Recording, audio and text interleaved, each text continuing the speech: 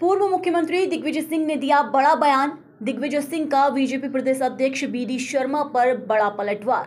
BD Sharma को बताया नपुंसक। बीडी शर्मा का नपुंसक होने पर मुझे खेद है। दिग्विजय, अगर मेरे संबंध आतंकवादियों से हैं तो सरकार बीजेपी की है, कार्यवाही क्यों नहीं कर रही? दिग्विजय सिंह पैदा हो गए हैं।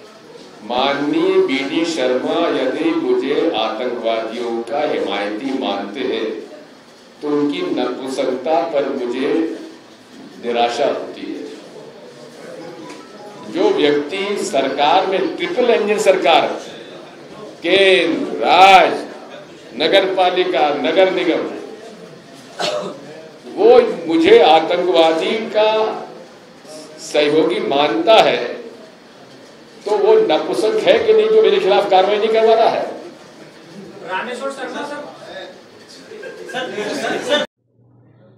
दिग्विजय के बयान पर बोले बीजेपी के प्रदेश अध्यक्ष विष्णुदत्त शर्मा। दिग्विजय सिंह का इस प्रकार की टिप्पणी करना, मैं तो उनका सम्मान करता हूं, लेकिन जिस प्रकार की भाषा का उन्होंने उपयोग किया है वो ठीक नहीं।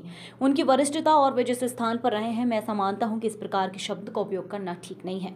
लेकिन फिर भी दिग्विजय सिंह, आपसे एक बात कहना चाहूँगा, जो आपने कहा उसके आधार पर अगर आप हमारे जनजाति और अनुसूचित जाति के भाई बहनों का हक छीनकर मुसलमान को देना चाहते हैं, अगर मैं इस बात का विरोध करता हूँ तो मुझे ये नपुंसकता स्वीकार है।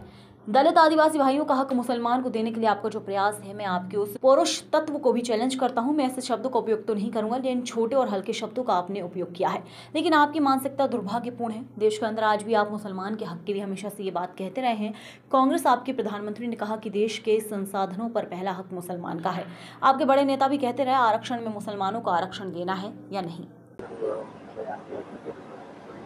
दिग्विजय सिंह जी का इस प्रकार की टिप्पणी करना, मैं तो उनका सम्मान करता हूं, लेकिन जिस प्रकार की भाषा का उन्होंने उपयोग किया है, ये उनकी वरिष्ठता और जिस स्थान पर वो रहे हैं, मैं ऐसा मानता हूं कि इस प्रकार के शब्दों का उपयोग करना ठीक नहीं है। लेकिन फिर भी दिग्विजय सिंह जी, मैं एक बात जरूर कहना चाहता हूं कि जो आपने कहा उसके आधार पर अगर आप हमारे जनजाति और अनुसूचित जाति के भाई और बहनों का हक छीनकर आप अगर मुस्लिमों को देना चाहते हैं और मैं अगर इस बात का विरोध करता हूं तो मुझे वो नपुंसकता स्वीकार है। और दिग्विजय सिंह जी, आप अगर उन दलित भाइयों का, अनुसूचित जनजाति और अनुसूचित जाति के भाई और बहनों को हक को छीन करके मुसलमानों को देने के लिए ये आपके जो प्रयास है, तो मैं आपके उस पौरसत्व को भी चैलेंज करता हूं।